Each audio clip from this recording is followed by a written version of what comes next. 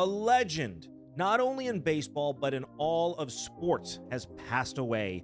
So the question now is, who are the greatest living athletes? Caitlyn Clark and Angel Reese both left off of Team USA, and we have a special guest coming on our show to tell us why that is a mistake. And a 49er is coming to Green Bay. Does that mean that Jordan Love's new contract is about to start with a 6? That and more coming up on Sports Talk with Dad right now. Welcome back to another amazing episode of Sports Talk with Dad. As always, my name is Kyle, and I cannot call this Sports Talk with Dad without the man sitting next to me, a man who was actually there when they gave the first Lord Stanley Cup in 1892. My dad, Tim. I was not alive. You sure? Yep. Like 10 years old, I thought. My grandfather was 4 years old in 1892. In 1892, your grandfather was 4 years old? Your great-grandfather. All right, you got to break this one down for me a little bit. He was born in 1888. And he died in 1968 or something like that. I knew Grandma and Grandpa, your parents were older when they had you. They were in their 40s, right? They were in their 40s, yeah. So how old was he when he had, it was Grandpa's side, right? Yeah. Yeah, he would have been 30-something, in his 30s. That's crazy. It's scary to Absolutely think. crazy. Well, didn't your great-grandfather fight in the Civil War? Yes, he did, on my mom's side.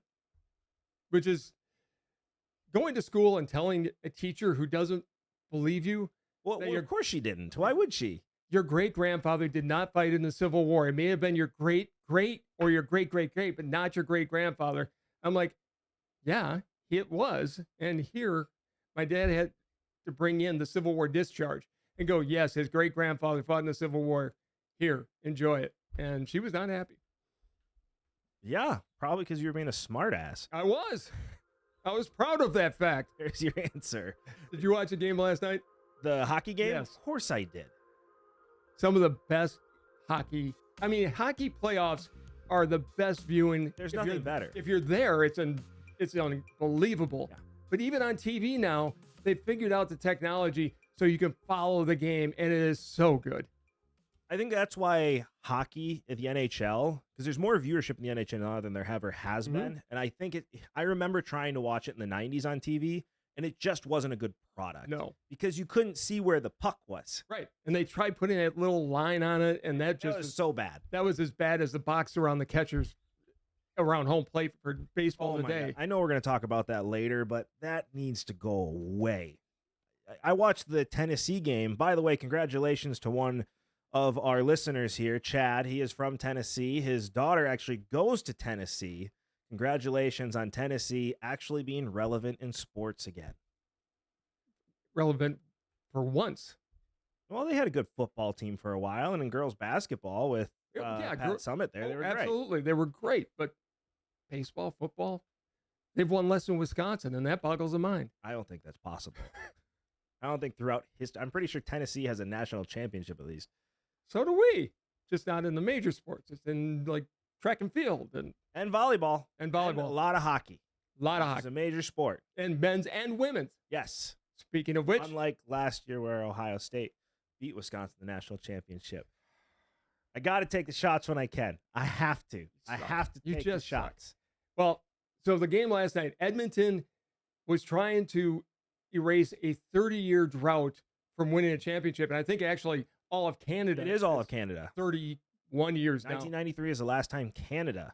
How do you feel if you're Canada and you haven't won since 1993 and Florida teams since then have won 5 or 6 times? Makes me feel fine.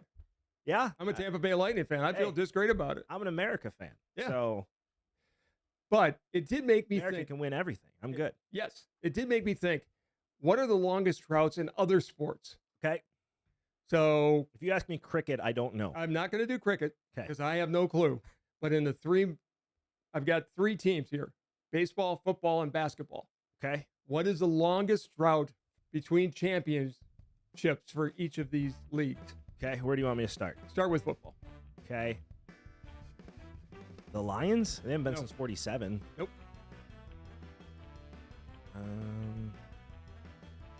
trying to think of older teams. What's the Cardinals? 76 years for the Arizona Cardinals. That's crazy. Well, the Cardinals are the oldest team in the NFL. Yeah, so people never get it right. They always forget that the Chicago Cardinals are literally the oldest team. They're the first team. They're older than the Bears. They're older than the Packers. Because it goes Cardinals, Bears, Packers, right? I think so. I don't go after that because I know Packers are third. Yeah. Well, are the Giants older than the Packers? No, the Giants are not. Giants didn't come around until the 30s. That's not true because the Packers beat the Giants in 1921 to maybe it was 20. NFL. Maybe they came in at 25. The Lions came in the 30s. The Giants came in right at. They're the fourth oldest team. They were right there because I remember because the Packers were in the NFL right away. I don't think I could be misremembering. Well, I don't know. It doesn't matter. But the answer's the Cardinals. Put it in the comments. There you go. Okay. For baseball. Baseball. I mean, I know the real answer, but I have a feeling you're not going to accept it. I mean, it's the Milwaukee Brewers. No, it's not. It's been longer than that. It definitely is the Brewers. You can't beat eternity for longer. The Brewers have never won a World Series. They've only been around since 1970. So that's, 54 years. It's never. They won an American League championship. They've won a championship. Oh, that does not count. Yes, it does. They've won never. All I've got, it counts. The answer is the Brewers. If Raleigh Fingers wouldn't have been hurt, they would have won that World Series. You 82 Brewers fans and Raleigh Fingers not being hurt. Anyways. It's an annoying conversation. Who is it? It's the Brewers. No. So never doesn't count? No. Eternity is not the answer? Just play the game. Is it Cleveland? It is Cleveland. Is it really? Yeah, I'm actually shocked you got that. 73 years for Cleveland. 45, right? That sounds right. I think it was 45. Yeah. Okay, and then the final one, basketball. This is going to be interesting to see if you pull this out. Knicks? No, they won in this. I know they won in the 70s. I think 73. I just saw a statistic pulled up on the Knicks. Okay, never doesn't count, right? Never doesn't count. Okay. Who's older that's been bad for a long time? Bucks just won. Even before then, it was 72, 73. Yeah, that was 50 years between the Bucks. It's not the Clippers, right? No, haven't been around. They've been never. They're never as well. Never doesn't count. So the answer is the Clippers, but you don't count never for whatever reason. Because it's been a longer term. Oh, the Kings. Because they won in Cincinnati, right? Wow. Yeah, 73 years. Yeah. When they were the Cincinnati Royals. With Oscar Robertson. Oscar Robertson. No, it was actually before then. They never won with Oscar Robertson? Apparently not, because Oscar was there 55 years ago. The only reason I got Kings is because I was already in California. Just went through it. What's in California? And for those that don't know, the Kings were the Kansas City Kings, and before that, they were the Cincinnati Royals. Yeah. But they know why they changed their name from the Royals? Yeah, because the Kansas City Royals were there. They were already there. Yeah. So they changed it. But they kept it in royalty, and they became the Kings. But they did it in New York, where they were both the Giants. Well, that's because you always go with the New York Football Giants. I know, but you had two Giants. Why couldn't you have had two Royals? I don't know. Ask them. But yeah, those are the longest tenures or time between championships. So the real answer, by the way, is not the Clippers and the Brewers, because it's eternity. I don't like you right now. Okay, here's another thing that happened. Obviously, Willie Mays died last week, which I watched the game at Rickwood Field, the oldest park in America, 1910. Great game. Loved the San Francisco uniforms. Yep. They had a Cub on their uniform. Yeah. And you know the reason. You told me. It was because it was the Negro League team it was based off, and they bought it from another team whose name was the Cubs, right? There was a minor league team called the San Francisco Cubs. Okay. And they bought the uniform secondhand. They were actually known as the San Francisco Seals or Sea Lions. Okay. But they have Cubs on their jersey. I want the hat. The hat was awesome. The jersey was awesome. Yeah. They had the little Cub on there. Oh, they did it right. Yeah. I mean, baseball does know how to do those big games, right? The Field of Dreams game was awesome the first time. This one was awesome. Yeah. It was a great way to honor Willie Mays, who's just one of the icons. He was. Yeah, he was the greatest player. He is arguably the greatest player of all time. He's in the conversation. But he was definitely the greatest player still living in baseball. Yeah, it wasn't even a question. Now that he's gone, who do you consider the greatest player alive in baseball? Live. I've got 2 names. I mean, I have to say Ken Griffey Jr. He's one of mine, and obviously I'm going to go with Johnny Bench. You say Alex Rodriguez. Johnny Bench. Come on, dude. Johnny Bench, greatest catcher of all time. Other than he's in the conversation. You have to be a 5-tool player to be considered the greatest. He was a catcher is not a 5-tool player. Yes, actually, he could when he first came up. He revolutionized the way the catcher position was played. He's the greatest catcher of all time. Nobody mentions Johnny Bench and this is Johnny Bench. If you're watching this, is nothing against you. One of the greatest of all time. He's the greatest catcher of all time, other than maybe Josh Gibson, who's finally getting his due, which I'm really happy about. I am too. Hank Aaron should get his home runs to count from the Negro Leagues as well. Yeah, they should, but that's a different conversation. They stopped literally the year before Hank Aaron. It's going to make me mad. It's going to make me mad if we talk about it. But Johnny Bench isn't even in the conversation. I'm sorry. He's not. I have Griffey as the greatest player still living today. Alex Rodriguez is in my conversation. Can't cheat and be in the conversation. Can't be a juicer.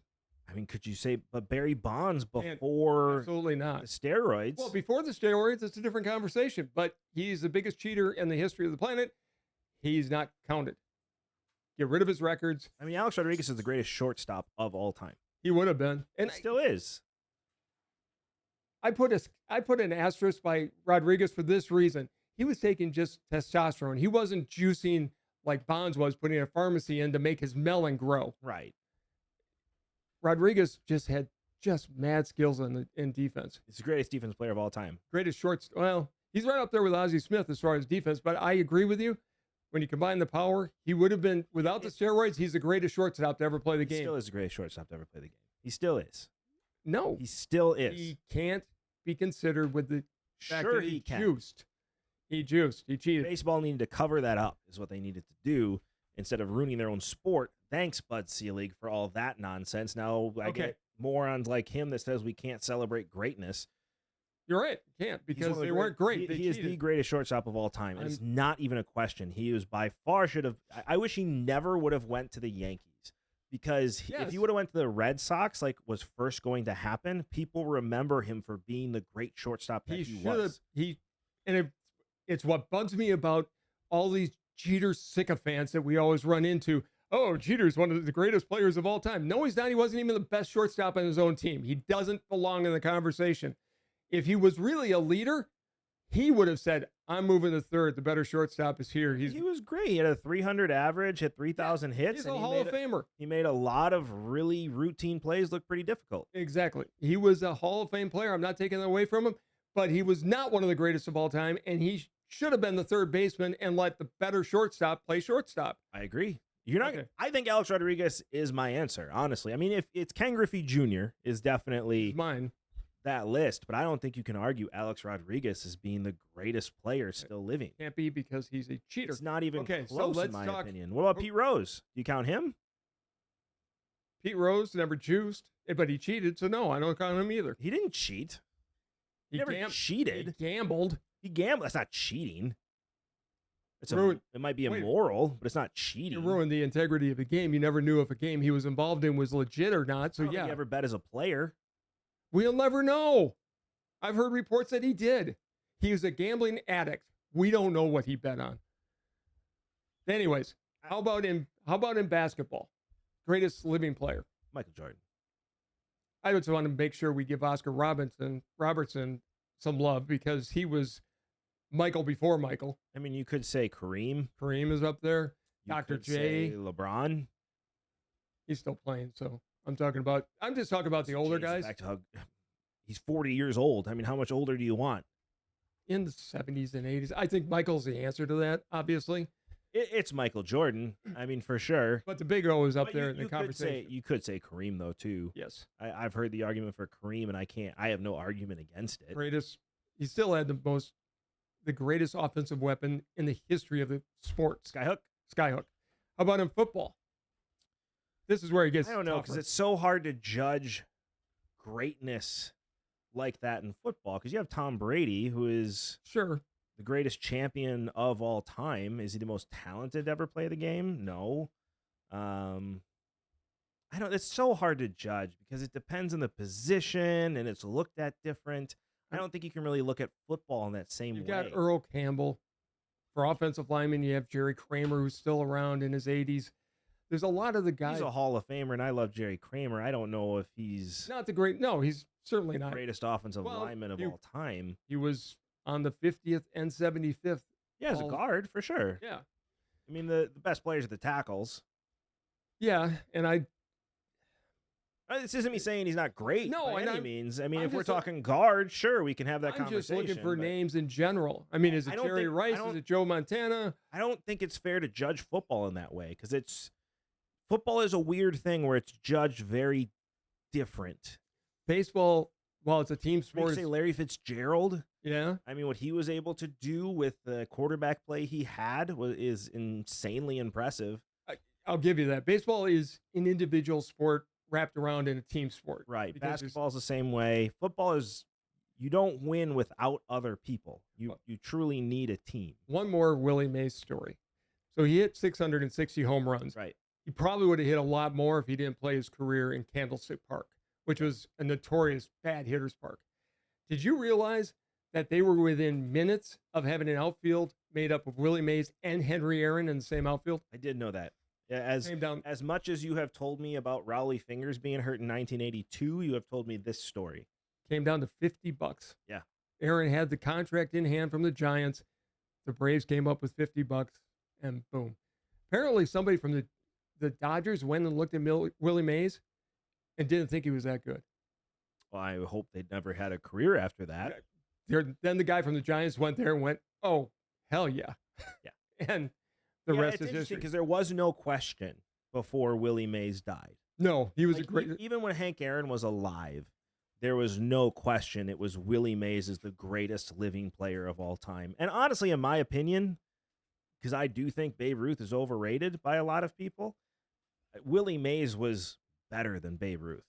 No, he wasn't. Yes, he was. No, he wasn't. We aren't going. Yes, he was. We're going to have the argument later. It's not even close. Oh, you're talking defensively. You're talking offensively. You're talking speed on the bases. Babe Ruth had all of that. Babe Ruth was done, he couldn't walk. Somebody else was running the bases for him. By the time Willie Mays was done when he played for the Mets, I watched. It was actually an embarrassment. It was sad to see him. How dare you? It was sad. How dare you?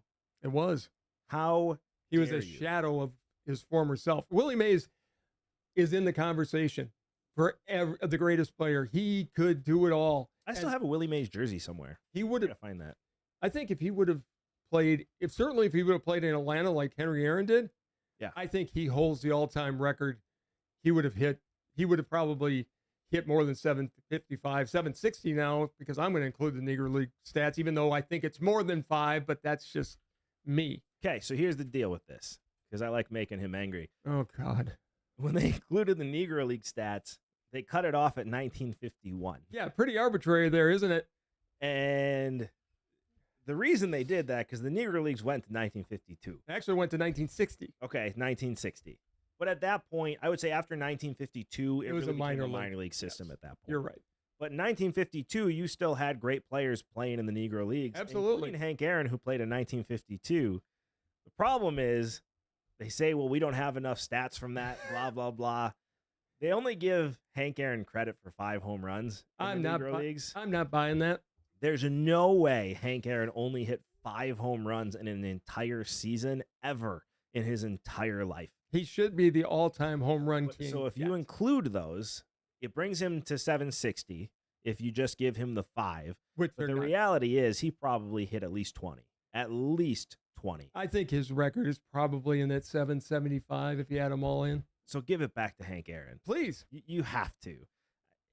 Especially at that time in 1952, because the talent was not as great in the Negro Leagues as it had been, because baseball had pretty much integrated at that point. It was in the process of being completely integrated at that point, yeah. And so you're telling me Hank Aaron, one of the greatest players of all time, the greatest power hitter of all time, keep going, didn't, against lesser talent, hit more than 5 home runs at 17 years old? Baseball is playing a weird game with that. He comes into baseball at 18 and hits 40 30 or 40 his first year against the best pitchers in the world. Well, and I don't know how that works. here's my thing. You want to celebrate somebody who overcame the most vile racism of all time. It was pretty bad. He was given death threats. They actually said, look, you want to play because there could be people here with guns. And Aaron did. Yeah. And he overcame it. And he was class. He was dignity. He was everything you want at that time. He was my hero growing up. I mean, I loved Henry Aaron. Well, and I think one of the greatest moments in American history is when he hit 715 and those two white guys ran out, which apparently Hank Aaron was terrified. I imagine so. Yeah, and they ran out and started patting him on the back and running the bases with him. It was one of the greatest moments. It's like, no, this is our hero. We don't care what color he is. No. This guy is amazing. I never saw Henry Aaron as anything other than a ball player. I didn't care what color skin he was. He was the greatest hitter I'd ever seen. He was Hank Aaron. Yeah. And those two guys, apparently Henry Aaron became friends with those two guys. Did he? Yeah, after a while. You know, he was probably very upset right at first because he was scared to death. But then when he realized they were just congratulating me. Yeah. So it's a pretty amazing story. It was. But Willie Mays is better than Babe Ruth. No, he's not. Yes, he is. No, Willie Mays is better than Babe Ruth. Speaking of guys who are being rated as some of the best to play currently, did you hear what Greg Cosell from NFL Films said about Jordan Love? Listen, we are going to talk about that, but we have something else to jump to first before we get into that. So hold that thought, because we do have a very special guest joining our show today. Please welcome Adrien Ross, host of the Adrien Ross Show. She is an author, a John Maxwell certified speaker, and has one of the best shows, I believe, on YouTube right now. Adrien, thank you so much for joining us today. Thank you so much for having me on the show. I'm excited to be here. Appreciate it. Of course. Now, you've had a lot of great content out there talking about Caitlyn Clark and Angel Reese, which obviously has been a huge topic of discussion in the sports world. Now, one thing you said on your podcast is specifically talking about Caitlyn Clark's coach and how she's not the right coach for her. Do you mind breaking that down a little bit? Sure. It's almost like, though, where do we begin? I think that Christy Sides is in over her head with Caitlyn. She has a gift in her hands. Someone who led, who is the leading scorer, male or female, in the NCAA. She's a prolific scorer. She's a great basketball mind. And yet, at times, the ball is out of Caitlyn's hand. Caitlyn is stuck somewhere in the corner, and she's being relegated to being a role player. And I think that Christy Sides is in her head so much that Caitlyn is second-guessing everything, and we're starting to see the results of that. We've been seeing the results of it, but we really saw it in the last game against the Sky. But I think that she just doesn't know what to do with her. Caitlyn commands a whole lot of attention. And so now you've got to figure out, I've got this superstar here, but we have never seen anybody defended like this ever in the league. And I don't really know how to get her shots. And I'm trying to rein her in and make her just like everyone else. And she's just not like everyone else. Well, I watched the game on Sunday, and it was her passes were so far ahead of her team, and her team wasn't ready for them, clearly. It was almost like watching Magic Johnson in his first year. She's making passes I've never seen in this league before. Yes, you are so right. And this is why it's so unfair when people talk about the turnovers. Now, there are some unforced turnovers, but a lot of these turnovers result from players who simply cannot catch the ball. They're not ready for her passes. We're seeing it over and over again. So she had 13 assists, the most in franchise history on Sunday. She should have had even more, and that's the scary part, right? For the opponents. But they're not handling it well. And so, yeah, it's painful to watch sometimes. Yeah, so what do you think Christy Sides needs to do in this situation? Because we're all seeing it, right? We have Steph Curry on the court, and they're not letting her shoot threes. What do you think that needs to happen now? I think she should resign. Wow. All right. I'm not saying I disagree with you here. But is there anything strategy-wise she should be doing to get Caitlyn Clark more open, or is this just something this is too big for her? She can't handle it. Or is it a personal problem she has with Caitlyn Clark being a superstar? Well, there are some people who do believe that she's that they're sabotaging her. I'm not I'm not one of those who jumps on that mindset as far as the coach is concerned. I truly think she's in over her head. Yeah. I think that, and she doesn't run plays to get Caitlyn open. She seems to want her to, and I get it. She wants her to play through Aaliyah Boston. She wants to go through Aaliyah Boston. I get that. But at the same time, I feel like she's hindering Caitlyn Clark from being the Caitlyn Clark people are tuning in to see. I see everybody else sort of doing their own thing. Yeah. I see Erica Wheeler, who should be on the bench if she's even on the team. She puts the ball in her hands at key moments in the game, and she's a detriment to everybody. She dribbles and dribbles and dribbles. Kelsey Mitchell is a streaky shooter. She has a mindset of a scorer, but she's not worried about going through Side's system. It seems to me that only Caitlyn Clark has the leash on her. Yeah. And we saw the result. There was a shot at the end of the Sky game that she should have taken, and she passed it up. And why wasn't there a play designed specifically for Caitlyn Clark to get open? It doesn't make sense to me that you want to relegate her to just being a passer. I love the passing. Look, I was a point guard. I was a three-point shooter as well, but I was a point guard. I understand. And we know Caitlyn will distribute the ball, but she also has to be able to be free to take those shots. You start out in the game, she hit 2 threes, and they always go away from her. When she's hot, they ice her. She gives the ball up. It never seems to come back. Yeah.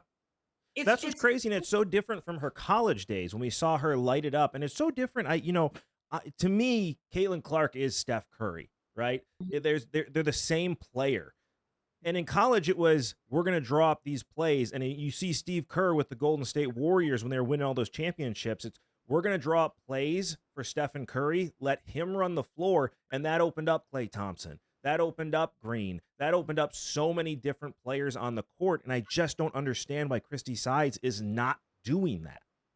That I don't understand. I don't understand it either. It blows my mind. And again, I think she doesn't know. She just doesn't know what to do. And I also came to this thought yesterday. I believe that in her mind, because she's used the term, from what I understand, balanced scoring.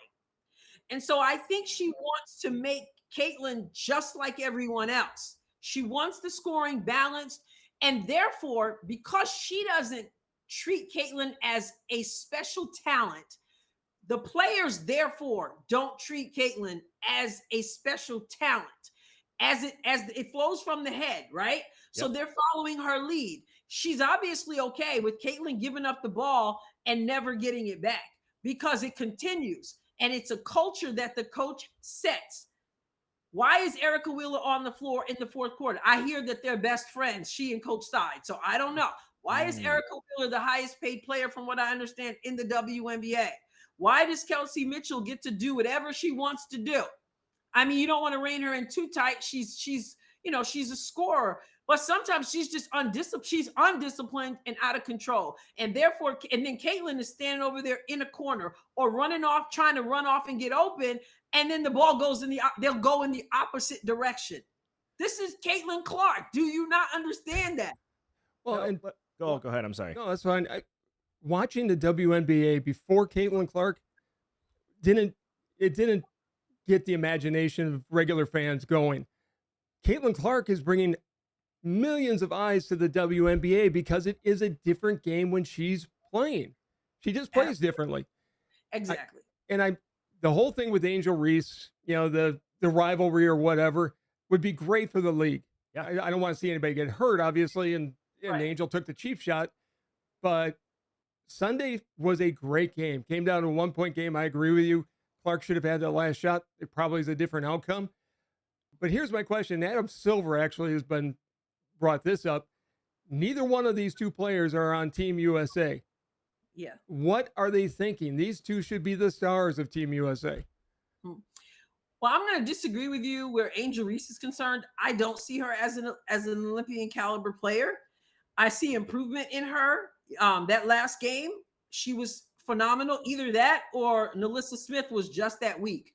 But I'm not going to take anything away from Angel Reese. I mean, she 25 and 16, and she bangs hard. She's, she outplayed Nalissa Smith, and Coach Teresa Weatherspoon is smart. She said, let's get it to Angel Reese and let her get to work. So she kept with her bread and butter. And so she's improving, but I don't see Angel Reese as a caliber Olympian style player. Although, of course, we could talk about the whole marketing aspect. Exactly. And that's what I was going to. These are right. the two most visible players in the country right now. Right. I'd love to see them in the team. Right. Now, I think that Caitlyn Clark, the marketing, I don't think people tune in to watch Angel Reese play basketball. I think they tune in to watch Angel Reese because she's so much, all the other stuff going on. But I do believe that Caitlyn has both the talent and the marketing ability to be on that Olympic team. And I believe the reason she's not on there is petty. Angel Reese, I just don't think she's there yet. And so, but I think Caitlyn Clark would see some minutes on there. She could contribute. And of course, it would just expand the game tremendously, but they're not willing to do that. It's interesting to me because we saw with the 1992 Dream Team really the passing of the torch. There was Magic Johnson and Larry Bird on that team, and Michael Jordan shows up and says there's a new sheriff in town. And it was that nice, easy patching of the torch from one generation to the next. It just surprises me that with the WNBA, the popularity you have now, that the older players wouldn't accept that and be on board with that passing of the torch on a global stage. Yeah, well, that would mean that Diana Taurasi, at 42 years old and a 5-time Olympian, I believe, would not be on the team. And there's an argument to be made that she should not be on the team. Right. And Chelsea Gray, who's been injured, all this time. And so I don't get it, other than, I shouldn't say I don't get it. I think I do get it. I think it's about Caitlyn. And I think the more people talk, the more we got the real story. They started out by saying, well, they wanted to go with the veterans, obviously. Well, no, look at the rookies. A rookie has always been on the team, right? Yep. And so now all of a sudden they want to go. And it's not like people are thinking they're going to lose. You know what I mean? So that's not the issue. So Caitlyn's not going to be a detriment to the team, and she might even be helpful. And not only that, like you said, there's the passing of the guard, and then there's the marketing aspect. But then the truth came out when they started saying, okay, well, if she doesn't get enough playing time, then the fans are going to start to whine and complain. Well, that can't be a reason, because the fans are whining and complaining now that she's not on the team. And also, then they continue to talk. Andrea Carter, I think she's with ESPN. She said that, well, what happens if Caitlyn doesn't fit in with the other players? What happens if they take a picture and Caitlyn just happens to not be in the picture? And so then they're going to say that she hasn't been included. All this stuff is just ridiculous, but you're really showing your hand. Why wouldn't she be included? Why wouldn't you make sure she's in the picture? So you're already saying there's a problem, there's an issue, people are going to be able to see it, and then they're going to start to complain. The bottom line is they don't want her there. They don't like her. They don't want her there. They're jealous of her. And that, I believe, has a whole lot to do with it. And don't forget the coach, Cheryl Reeve, Minnesota Lynx coach. She's the coach. She also came out early in the season. We got more than one team. And I'm sure she plays a factor in who gets on this team. So let me ask you this. You're the head of the WNBA right now. What is your first move to take advantage of this giant multi-million-dollar opportunity? Because obviously they're not trying to take advantage of it now. They're really not.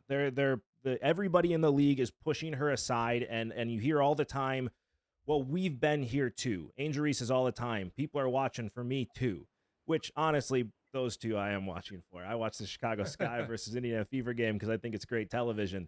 But what do you do to push Caitlyn Clark out and get the rest of the teams to get on board with this? I think you have to have a heart to heart with these people, and they're delusional. Okay, they have, without a doubt, they have many have paved the way for this moment. Yeah. But with all the skill and with all the talent and with all that, they haven't been able to move the needle, and it has a lot to do with the style of play Caitlyn Clark comes with. That's why some of the men are tuned in where they never were tuned in before, because I've always said that the women's game is a pure game, but it's a different game. Women are more fundamentally sound. Even, professional players will tell you that. Why? Because they cannot rely on the strength. They cannot be dunking all the time. They can't do that. So they have to be fundamentally sound. So it's a different game. But Caitlyn Clark comes with the fundamentals. A passer, like, amazing, right? And can shoot the lights out. Steph Curry like. People want to see that. So you've got to be able, and as much as the people want to say, it's me, it really isn't.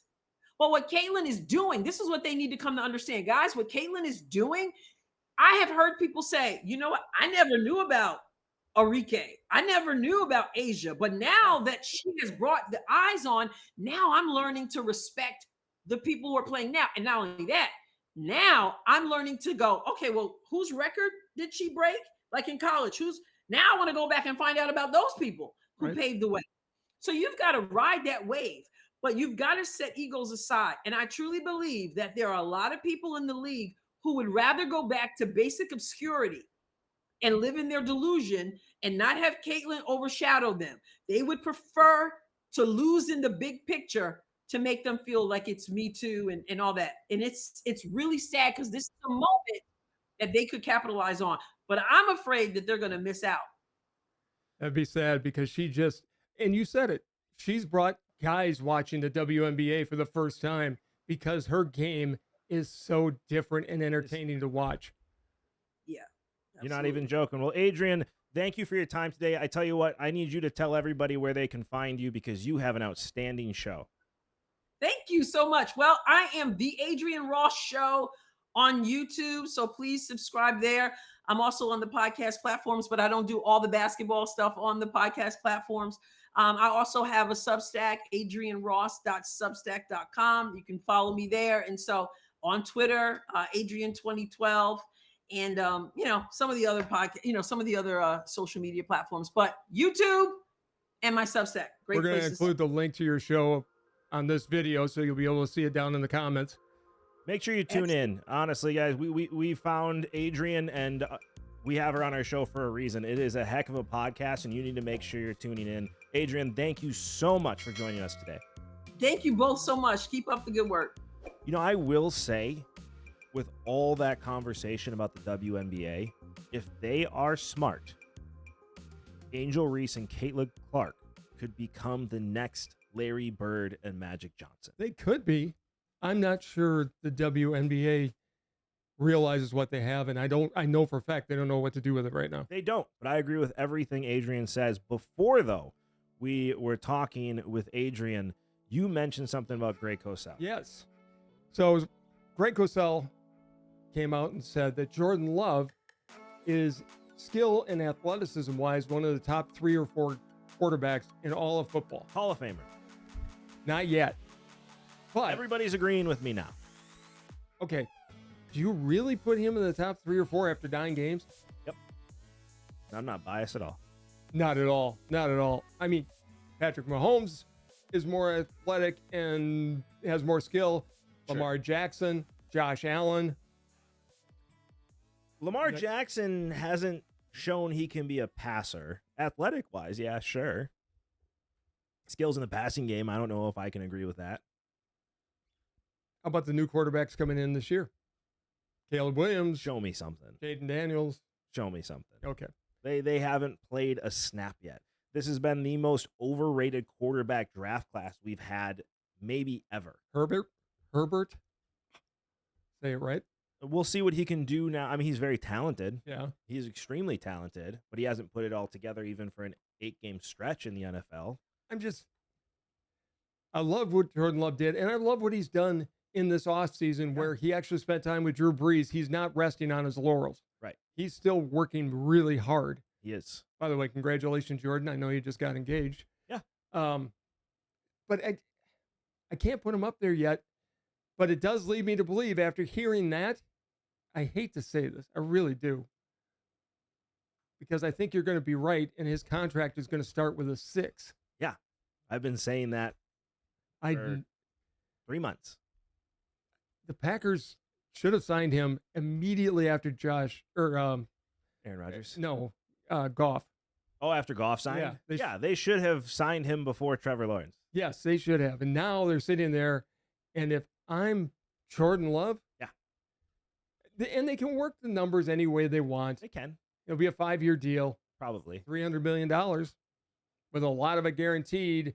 So the average might be lower, but when in reality, it's going to be a $60 million $60 million quarterback a year. He's going to be the highest paid quarterback in the league very shortly. Yeah. That's a lot of pressure going into the season. Is it? Yeah. You better be up. You better play really, really well. And I think you don't want to be Daniels in New York. I mean, but honestly, Daniels is looking like he's a steal now. Yeah, at $40 million. I mean, that's just the price of poker here. He's going to be a $60 million quarterback. What do you do if you're Dak Prescott, who has the same agent? Play better. Who has the same agent as Love, by the way? Yeah, play better. Where do you think his contract comes in? I don't know. Depends what the season looks like. This is the last year of his contract. I mean, if he comes in and chokes again towards the end of the season, it's going to come in at $50 million a year, maybe. Somebody will pay him 60. Who? Seattle, maybe? I've been saying I see him in Seattle for a while now. Yes, you have. I don't know why. I just think he's Seattle bound at some point in his career. It's just who's going to be the odd man out here. They don't. You have Trey Lance back there. I mean, this is where Trey Lance needs to take a step up in the preseason, has to show something. I honestly, McCarthy came out and said quietly that he's frustrated with the situation in Dallas. He should be. Yeah, with good reason. I just have a feeling this is McCarthy's last year, and it's also Dak's last year, and the next coach of the Cowboys will be Deion Sanders. Deion Sanders? Where'd you get that from? I'm just a hunch. He's tight with Jerry. Colorado has been okay, but he'll get his son as the quarterback. And Deion Sanders, the next head coach of the Dallas Cowboys. I don't think Jerry does that. You're giving up a lot of control. Every time he's given up control, the team has won. But I mean, Deion Sanders has built a team in Colorado that's going to be better this year for sure. Sure. I knew he wasn't going to be long for the college game. According to him, he is. Not when Jerry comes calling. Just a hunch. I thought you were about to say Bill Belichick, and I'd be like, yeah, that makes sense. No. I'm not sure Bill coaches again. I know he wants the last 15 wins really badly.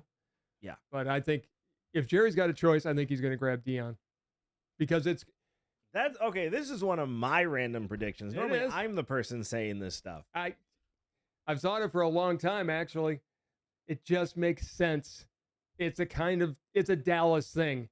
You want to get a splash over the Packers, you bring in Deion Sanders as your coach. I don't know, man. That's a stretch. I would not be surprised. Mark the tape. All right, what if Shedeur Sanders ends up becoming the projected number 1 overall pick? Dallas is going to finish 12-5 again this year. Probably. At least middle of the pack. They're not going to be a bad team. They'll figure something out. They'll trade up. Jerry doesn't trade up. He does if Deion's the coach. Ooh. I don't know. Where does Mike McCarthy go? He's proven he can coach. He's a great coach, and I think he will get another chance again. I don't know where it'll be, but he'll get another job. I don't know. No? I don't know. We'll I see. do think Mike McCarthy's gone after this year, and I don't think it's necessarily Jerry's choice. I think McCarthy's getting pretty fed up, and I don't blame him. It's been a lot of pressure put on a head coach for no reason. And to go in, you remember the movie Moneyball? Sadly. Hey, it was a great movie. It doesn't work in real life, but the movie was great. Yeah. But it's when the manager, played by Philip Seymour Hoffman, and being played by Brad Pitt, are talking It's Art Howe. about the contract. Actually, the manager is Art Howe at that time for Oakland. Yeah. That's who Philip Seymour Hoffman was playing. Yeah, I see Philip Seymour Hoffman as Philip Seymour Hoffman. Okay, fine.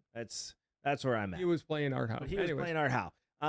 When they have that conversation about the contract going into his last contract year, and he says, after 106 wins, having just a 1-year contract, no security, isn't necessarily something I'm comfortable with. And that's not the exact quote, but it was in that ballpark. And I think that's the same conversation Mike McCarthy and Jerry Jones are having. Oh, I think so too. I think McCarthy's earned an extension, but he's not going to get it. He's going to be going 12-5, 3 years in a row. Yeah, I agree. I mean, Dak Prescott's earned an extension, but he's not going to get it. No, because they have 3 people to play. Deion Sanders, though. Just my thought. So that's like I don't know, man. So let's talk about another father-son achieving greatness. Yeah. Packers just named a new president and CEO. Mark Murphy has to retire at the end of he's 70. July at 70, his 70th birthday. Yes, mandatory retirement. If Packers have mandatory retirement, the presidents don't. Got it. Why did you do that? Because it's true. All right, fine. We have 2 80-year-olds running for president. The new president and CEO is going to be Ed Policy, who is currently general counsel and COO of the Packers. Yep. Did a lot of The work. Niners. Did a lot of work with Titletown. His dad was the president and CEO of the Niners when they won their Super Bowls. Yep. It's a legacy. Father did great. Now the son's going to have the same position. You think there's a little competition in that household around Thanksgiving? I hope so. It'd be great. Because we need to beat the Niners. We do. And Mark Murphy couldn't do it. Not that he had anything to do with it, but I was going to say, it was more Matt LaFleur couldn't do it yet. Well, or Mike McCarthy. Yeah. Or Ted Thompson. Or Brian Gutekunst. I mean, really, the 2010s versus the Niners hasn't been fun. No, it hasn't. And now we have a Niner. Well, we've had I don't think he ever was with the Niners. His dad was with the Niners. His dad was with the Niners. He's been in Green Bay for 13 years, I think. He was hired as a VP and general counsel. He was there and he helped build Titletown. He's been intricately part of the growth of the Packers over the last 13 years. Back to what we had. I mean, Mark Murphy was really the first hire out of Green Bay we've had as the CEO and president. And they were going to hire somebody in-house, but the guy had a heart problem, apparently, and there were a couple other issues when they went out and got Murphy. But here's my question. So he's coming in, Ed Policy's coming in. Yeah. Do you keep the silos that Mark Murphy had where Russ Ball and Gutekunst and Matt LaFleur individually roll up to Mark Murphy, or do you do a regular football and say, okay, Matt, you're now reporting to Brian? If you want Matt LaFleur to quit. Just wondering. I think you're right about that, by the way. I mean, I don't know how you all of a sudden change that. I don't think you change it until Matt LaFleur is gone. I don't think then you change it for sure. You need to reset this. Yes. I mean, this is not good. It's how it was in the 80s. And it didn't work then. Well, in the 80s, you had to run everything through the board of directors, which was Ron stupid. Wolf changed that. And Bob Harlan. Yes, but Mike Holmgren was hired by Ron Wolf. Correct. Mike Holmgren reported to Ron Wolf. It's the way it should have been. But now, I don't know. You can't just come in and say, hey, this is how it is. Don't come knock on my door. It's going to be interesting to see what he does. He's got a year's. I don't know how you change that. How do you? I mean, again, one of them has to go if that's what you want to happen. It has to be the coach. Oh, that's not going to happen. Or both. I mean, Matt LaFleur, like him or not, without Aaron Rodgers, has turned into a really good coach. He's a better coach now than I think he was when Aaron ran the show. That was a hard situation. It was very hard. Young guy coming in. Aaron was obviously in charge. Yeah, older than him. Yes.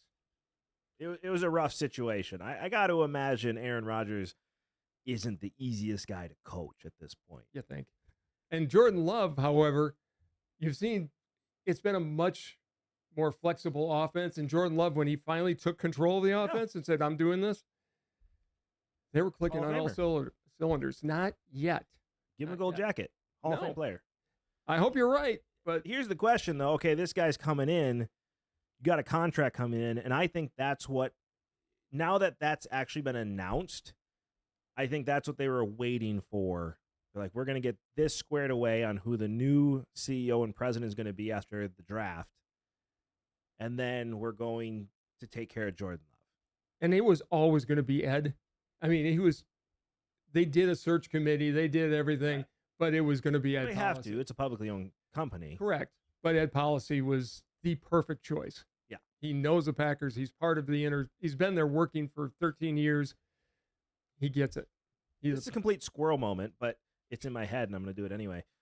Did you know that for any public university, that any job has to be posted to the public? Yes.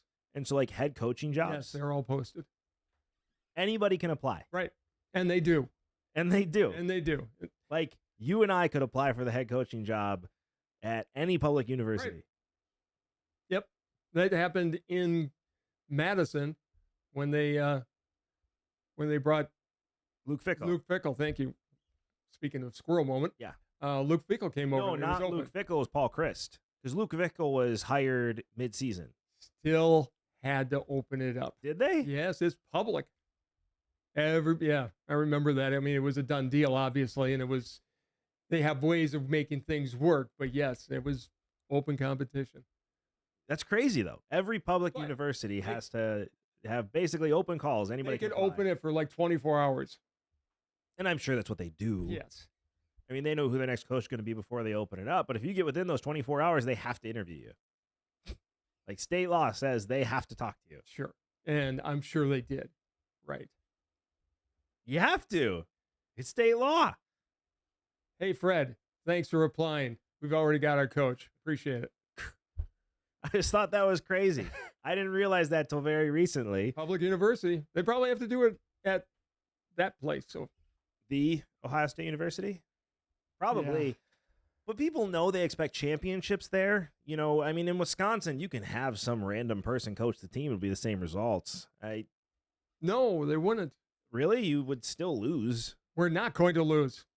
I think Wisconsin's going to have a rough year this year. It's either going to be rough or it's going to be really good. I don't think it's going to be really good. I'm hoping it's going to be really Ohio good. State is Loaded. absolutely. If this is Ryan Day's last year, if they Yes. don't win a national championship, And if they don't beat Michigan. they have the best roster in the country, and it's not even close. There's no second. Georgia may be second, but if you look roster to roster, it is Ohio State. I am. Nebraska's getting better. Yep.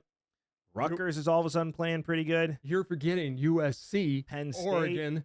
USC's there. Oregon's there. It's a gauntlet. Are you prepared for Wisconsin to have a losing season this year? I don't think they'll have a losing season. I think they're actually going to be better than they were last year because he got a year under his belt. I've got to have faith in Fickell. I mean, the problem is, if this would have been in years past, you know what you've got, but we're in this weird NIL world where who knows who they're bringing in. Yeah. And that's for every team. I mean, Ohio State reloaded and In a big way. they're set. They just went to Alabama and said, who wants out now that Saban's gone? Right. And they all went to Ohio State. All of them. Yeah. 'Cause that was their second choice. They pay better. They pay a lot. There's a lot of money there. There here's, is. here's my question for you. Oh, okay. Another question, and then we'll go back to whatever you want to talk about. If Wisconsin ends up having a rough year this year, and Ryan Day doesn't win a national championship this year, and all of a sudden Ryan Day is ousted at Ohio State, Luke will take the call. yeah, well, Yeah, he will. yeah, he will. At this point, he'll take the call. He hasn't had a chance to build it yet. Yeah, I think after 5 years, he may have a program of his own built. But if he's going to go, it's going to be now. Yeah, just wanted to prepare you for that one. Yeah. And then I'll be a real Luke Fickell fan. I'm sure you will. Stop it. It's going to be the Olympics starts, which is crazy, like in 3 weeks. Yeah. They've got all the trials on. Yep. I love the Olympics. Oh, okay. That was random. It was, but I love the Olympics because I love all the sports. You never see Sure. You never see gymnasts, you never see diving. Even the trials have been fun to watch. Yeah. I can't wait for the Olympics. I love them. They come every 4 years and I can't wait. I'm one of those guys that loves the Olympics unconditionally. That's great. I want to go to Paris. I would love to go to Paris. Okay. You win the random award of the day. I went Hey, we're going down Squirrel Pass. I went down one. At least mine was kind of close. Mine was close. No, it wasn't. I went back to what Adrienne was talking about. Okay. Why can't we be friends? Because you do things like that. All right, folks, we have had a great show. Thank you, as always, so much for watching. But we cannot. As you all know, now you have me so screwed up right now. I don't even know what I'm trying to say. That was just, wow. Man, oh man. You win, sir. Thank you. You win. As you all know, you cannot have a conversation with your dad without your crazy, insane, senile dad getting the last word. So it is all you.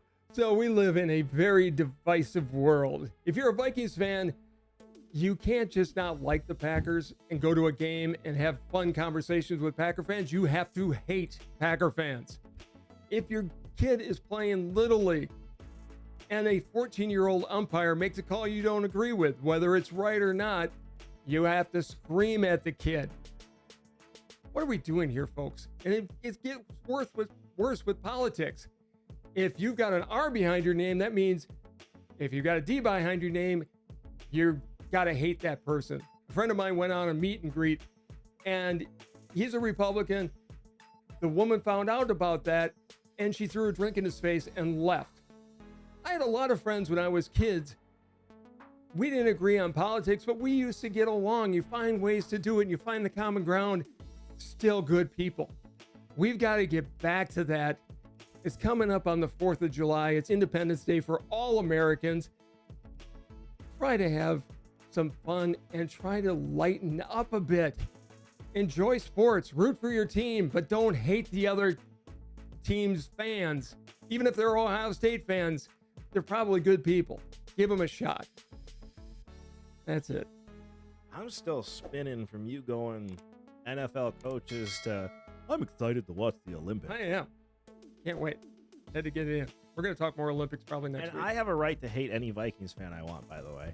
Don't tell me how to live. Don't hate. Just, they're Vikings fans. Okay, you like different teams. You can dislike them, but if they're coming there, have fun with them like we do with Bear fans. Bear fans are what? Yeah, but Bears fans are good fans. Exactly. And there's a difference. I'm not a Viking fan, but I'm not going to hate on them. Okay. It's your choice. Much. It's your choice. Thank you, as always, so much for watching. This has been Sports Talk with Dad. We'll see you next time. Bye, everybody.